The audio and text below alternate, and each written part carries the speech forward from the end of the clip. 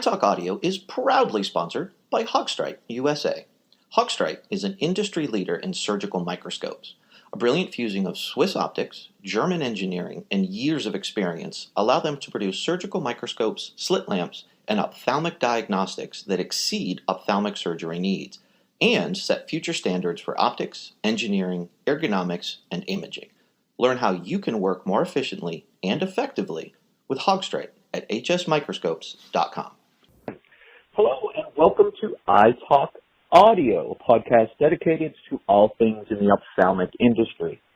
We are incredibly privileged today to have a wonderful person. We're going to dive into who he is and what he's done and kind of focus on one main aspect of something that's recently happened to him. But without further ado, I would like to introduce everyone to Rishi Singh. Hello, sir. Hi, Daryl. Thanks for having me.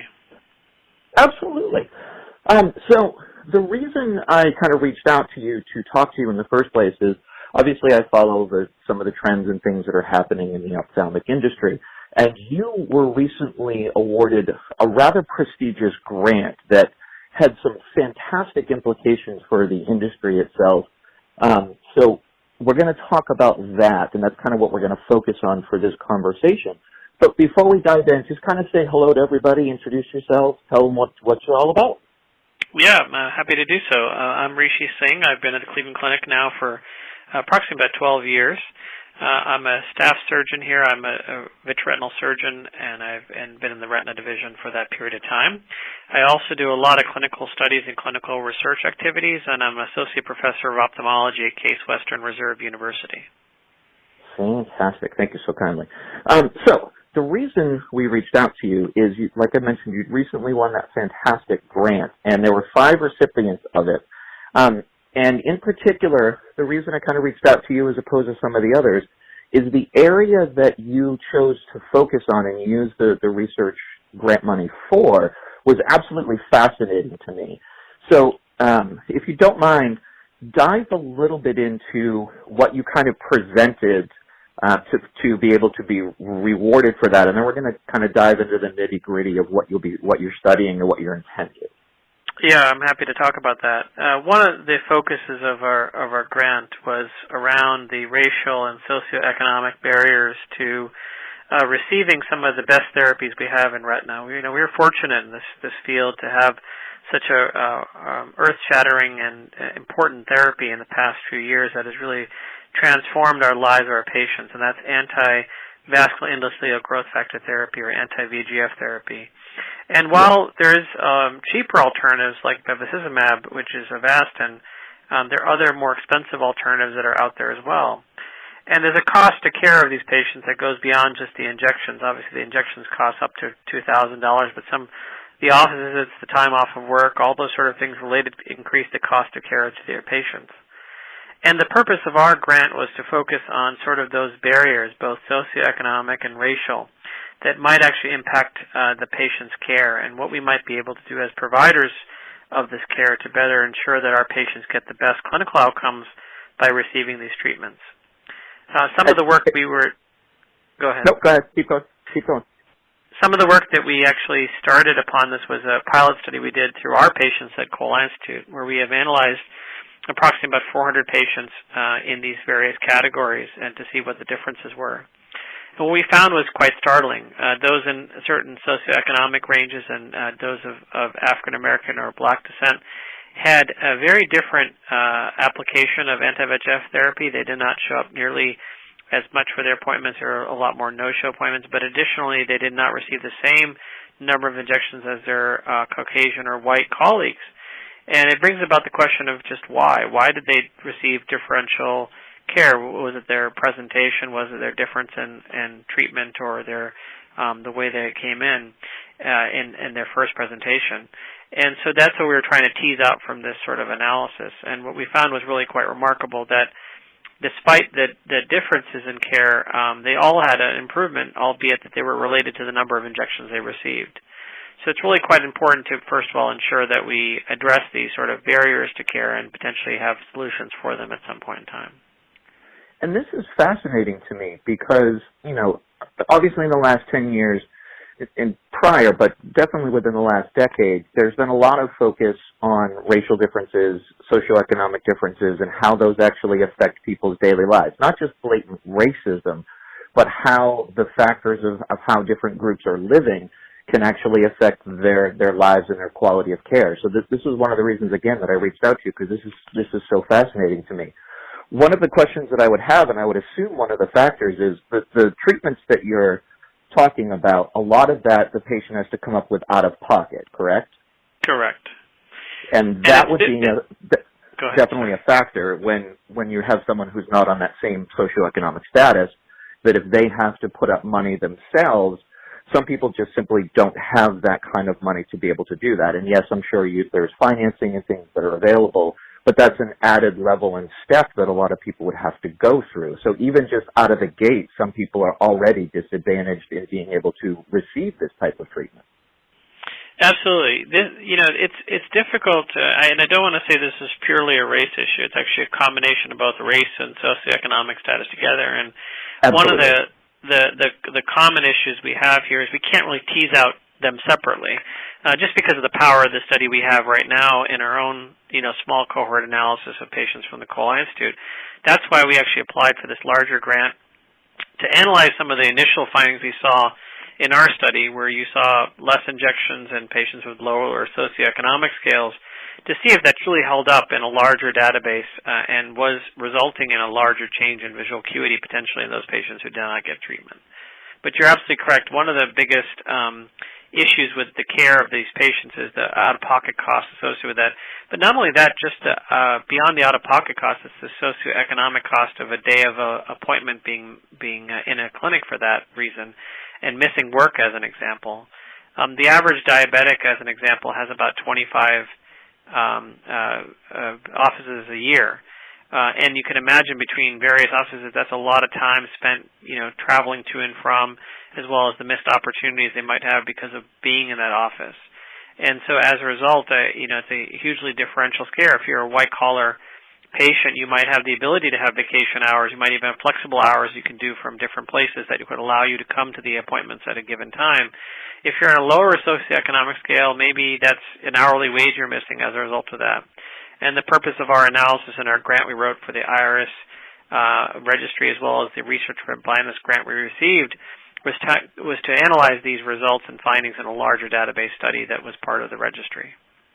And that makes perfect sense. If you're working at, say, a lower or just minimum wage job where you're not able to accrue benefits, time off, things like that, and you're constantly having to take a little bit of time off, for a lot of folks, that's just money straight out of their pocket. It's not just, I have to take the afternoon off and go to a doctor's appointment. It's money that's literally being taken away from them to pay bills, rents, mortgage, what have you. So I imagine as this study progresses and you study a much wider audience, that's going to be probably a very large determining factor in what you're going to find. That's more of a guess on my part, but that does bring up a question. Going in and being able to look at all this massive data, and we'll get into what that actually is in a second, but being able to do that, are you going in looking for specific things, or are you just kind of going to analyze the data set and see what it tells you? Do you have like a checklist of items? Is this a thing? Is this a thing? Well, I think one of the first things we can obviously see is the importance of what their presentation is at baseline. Do patients of different socioeconomic or racial differences come in with a difference in baseline presentation?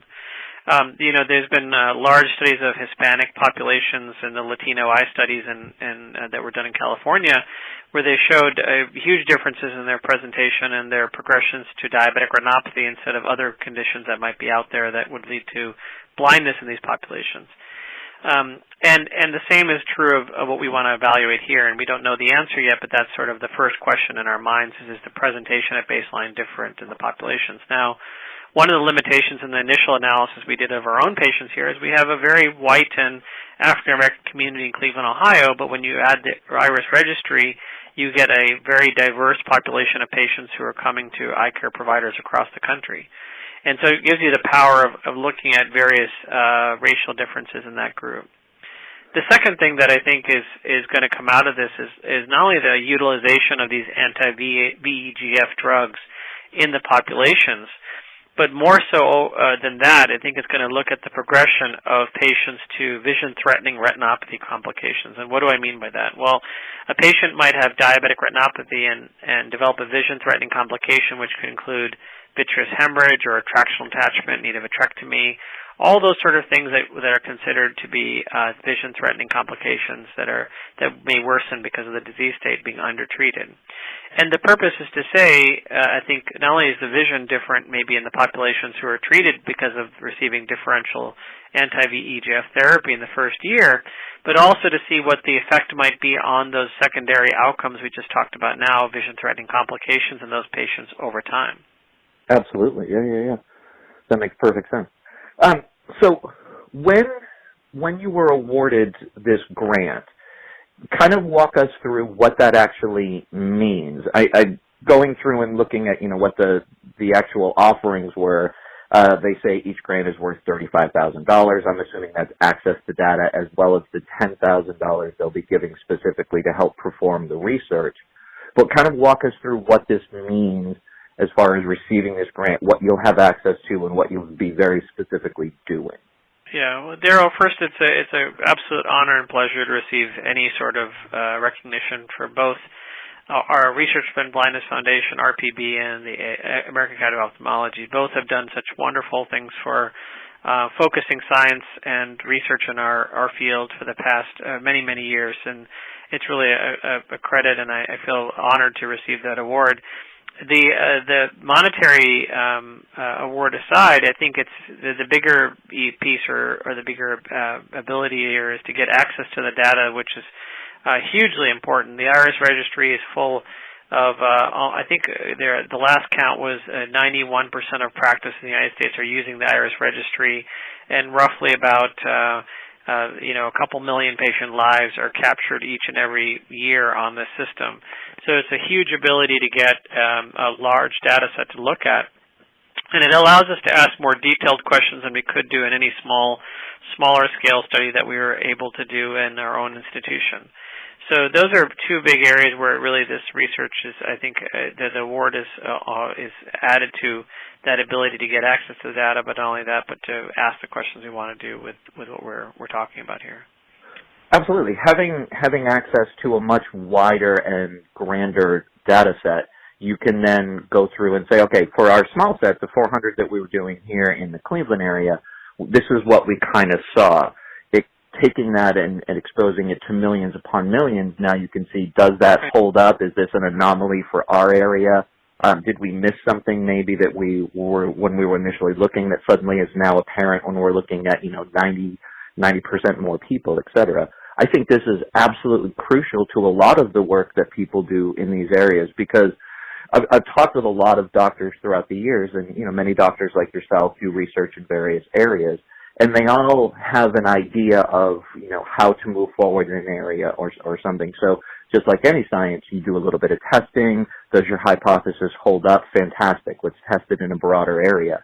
And this, particularly for the work that you're doing, I think is a fantastic opportunity for you to find out if what you're seeing locally is actually true nationwide. Because at the end of the day, if you discover that is the case, then there's a problem, an actual concrete proven problem that you can now address and try to correct. And I think that's brilliant. Yeah, Daryl, that's really the crux of all these sort of things we do in medicine. We're always remembering the N of one, as I call it. They were the person who you just saw in the room who did something that you didn't expect to see. And unfortunately, as you realize, a lot of our ability to help diagnose and treat patients sometimes are clouded with inadvertent bias. We remember that one situation that happened, that one bad outcome or that one rarity that might have done, and it sort of dictates how you tend to treat or change your practice pattern based upon that. And that's not to fault any physician or caregiver. It's more to talk about sort of the biases. That's the beauty of the research we do, and that's actually why my passion has been in clinical research for so many years. I think that what I've been able to surmise from the work I've done is that while what we might initially say, our outcomes surgically are amazing, or, I've never seen a case like this before, what we realize is actually it's a much wider and broader field than we actually thought about. and there actually needs to be that sort of retrospective look. Now, thankfully, we have a very robust electronic record system here in Cleveland that we can ask questions of, but certainly IRIS is an area where any ophthalmologist in the country who's participating can submit this proposal for the award that I submitted as well, and potentially look at their own data and data of their colleagues to kind of make assumptions and make new conclusions about some of the most rarest diseases, but also some of the most common diseases as well. So here's one of the questions that I have, and I'm going to try to get you to get as specific as possible just to satisfy mine and hopefully others' curiosity. I'm a marketing guy, so I look at data all the time. You know, I try something, how many clicks did we get? What was the response rate? You know, I'm constantly looking at data to support the efforts that I do on others' behalf. So data is a very wide range and can be viewed in many different areas. How is this going to work for you now having full access to that registry? Are you going to be able to just pull queries out? Do you have an interface that they're building? Is it just access that is now granted? How does that aspect of it work for you? Yeah, so it's a great question. So we when we first initially applied for the grant, we submitted an inclusion-exclusion criteria, and the Academy funds data scientists on their side to help with the query and the pulling of this data. We initially submitted the query to the Academy as part of this grant, and it included the inclusion-exclusion criteria for the grant. And what we did when we met them at the AAO meeting in San Francisco just a few weeks ago is we were actually able to see that query in live action, because now what they've done is they've essentially taken our query that we put together, the inclusion-exclusion, and applied it to the IRIS data set with their own data scientists. We are fortunate that the Academy hires data scientists to work with the registry, and so therefore as part of the grant we're allowed to get the information from the registry using their data scientists to help us.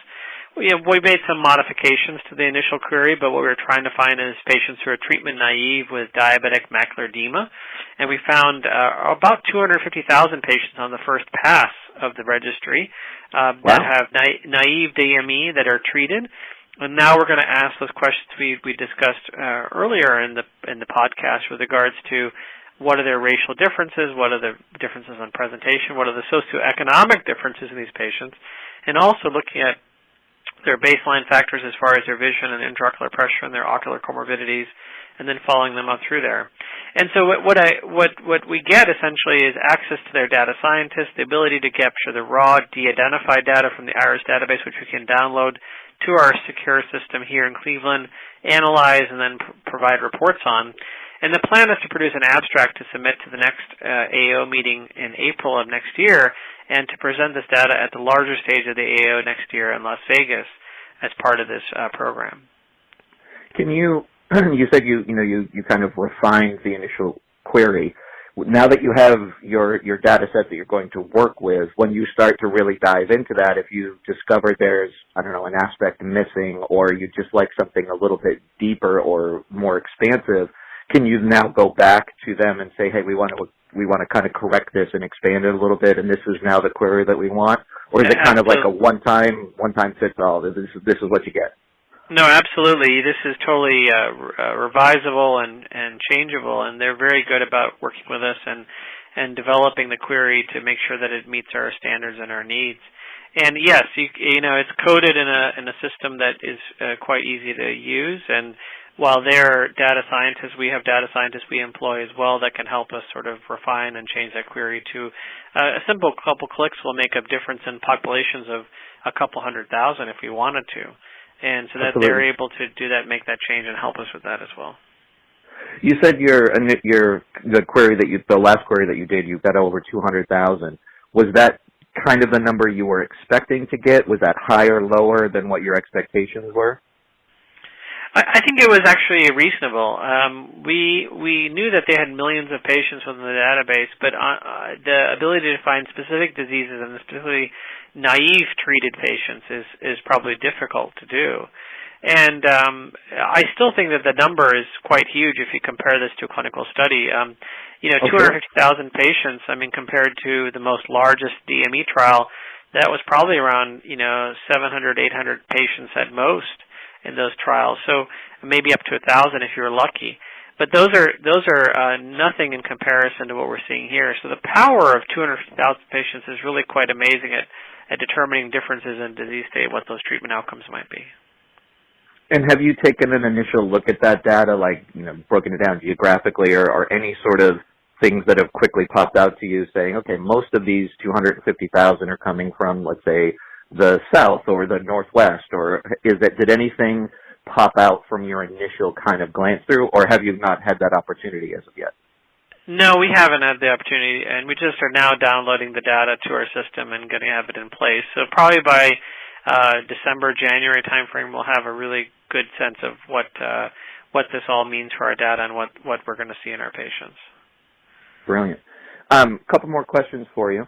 The first one, how many people are going to be working on this with you? I assume it's not just going to be you poring over the data. How many assistants or people are you partnering with to kind of go over this and then draw your conclusion?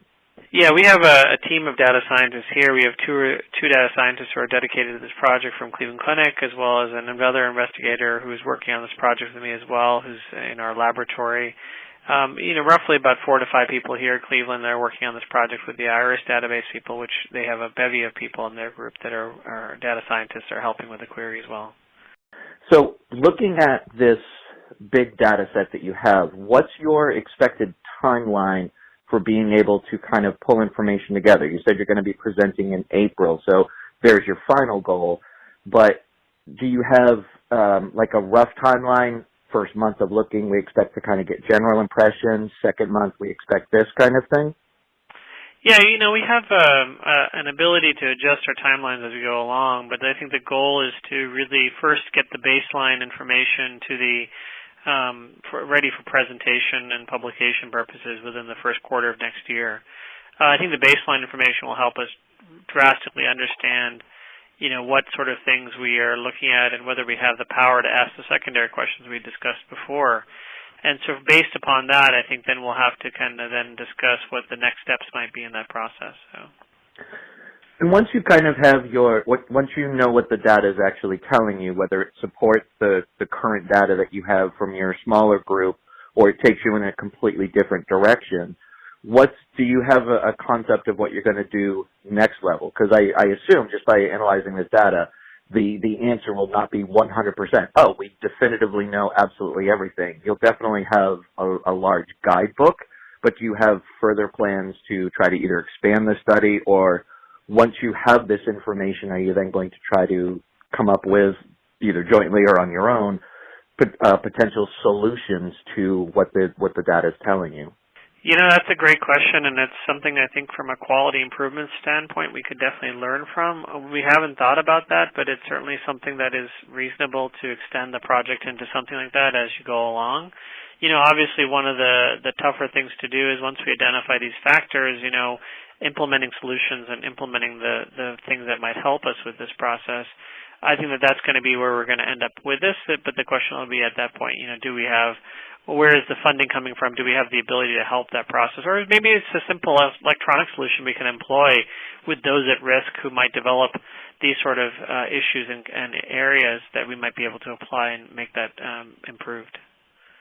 Sweet. Fantastic. I am very, very excited for you. Being kind of a data nerd myself, I'm excited for you to be able to go through and kind of see what all of this information is going to tell you. Just from personal experience going through data, quite often what you expect is not what the data actually tells you, and that's always kind of exciting.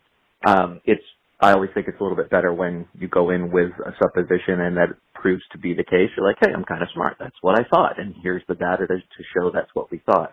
That's not to take away from the severity of what you're trying to address by any means.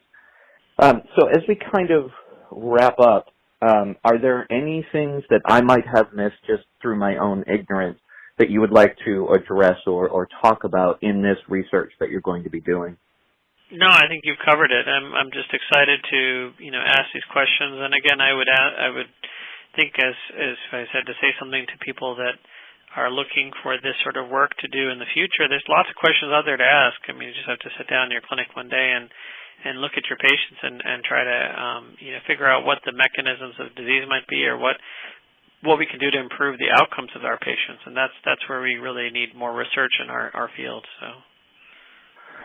Brilliant. Well, Dr. Singh, thank you so much for your time. Before we let you go, how can people reach out to you if they have questions about what you're doing, or they're just excited and would like to see the results down the road, or maybe even offer support either financially or just being able to step up and maybe assist in some way?